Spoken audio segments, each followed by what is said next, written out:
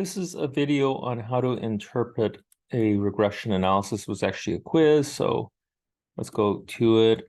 Dr. Dosa was interested in assessing the effects of impulsivity and perceived academic performance on perceived parental monitoring. He conducted a linear regression analysis. The following tables present the results of this two-step analysis. So the variables were entered in two steps.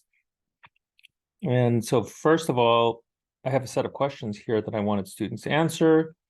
First was, is there an R-square change? R-square change is the change from that we see in the proportion of the variance accounted for by the model. I'm looking at R-square, not the adjusted R-square here. So we see the original R-square was 0.02, and it went up to 0.034, and I asked for what is the final R-square, so it was 0.034. That was the final one right here.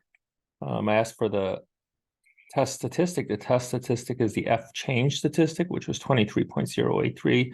It's degrees of freedom if you're interested in were 2 and 13.85 numerator and denominator. Its p-value was less than 0.001, so it's pretty small. And the second question was, so that's what you should have had as an answer here. Is the final model itself significant? What is the test statistic value and the p-value? So that we look at the ANOVA table. Final model, that's model 2. This was done in SPSS. So SPSS includes all the relevant variables that are in the model. And yes, it was significant. Its value was 16.378, and its p-value again was less than 0.001. So that's what you would have written here. Using the information from the model, about the model, which predictor variables are significant and how do you know? Well, we look at the p-values here. It depends on our alpha. So if we have alpha of 0.05, we'd have impulsivity and how well one does in school, predicting perceived parental monitoring. If we use 0.10, then we would add sex to that model. So that's how I know I'd look at the p-values in relation to those alphas. Using the information in the model, are there any problems with multicollinearity? And here I'm using two indices, tolerance and VIF. Tolerance is the proportion of the variance in each predictor variable not accounted for by the other predictor variables. Obviously, then we'd like it to be as close to 1 as possible. We'd like each predictor variable to be independent of the others, accounting for a unique proportion of variance.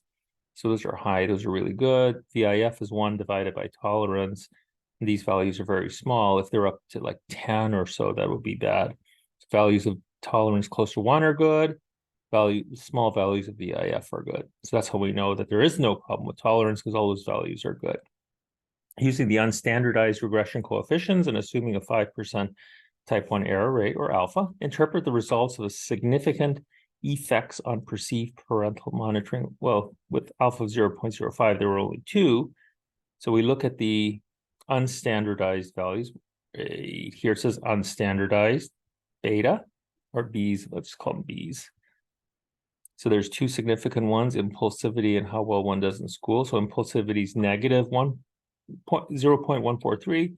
And how well one does in school is positive 0.562. So we'd say each unit increase in impulsivity resulted in a 0.143 decrease in perceived parental monitoring, holding all other variables constant. You always want to mention that because they are held constant. Each unit increase in how well one does in school was associated with a 0.562 increase. It was positive in perceived parental monitoring, holding all other variables constant. In terms of standardized effects, we interpret these in terms of standard deviations. So let's look at the standardized effects. They are right here. We have a negative 0.076 for impulsivity and a positive 0.151 for how well one does in school. So let's go to those.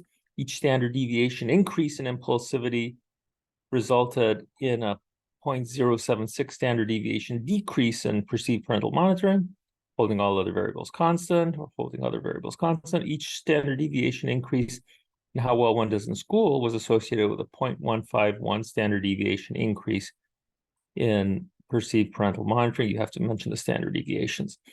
And finally, oh, let me put that in red. Like everything else, the final result question was write out the full regression equation. So I'm doing a prediction equation, which I should have said prediction equation because I'm not including, well, that basically is it, not including any error terms. And this is the predicted, the little hat means there's a predicted value of y. So with perceived parental monitoring, I put the I here to indicate individual. And I just go to the table and I pull out all the b values. I start with the constant, which is the intercept, 11.885. I got a positive 0.249, a negative 0.143, and a positive 0.562. And I should have all those correct. Yep.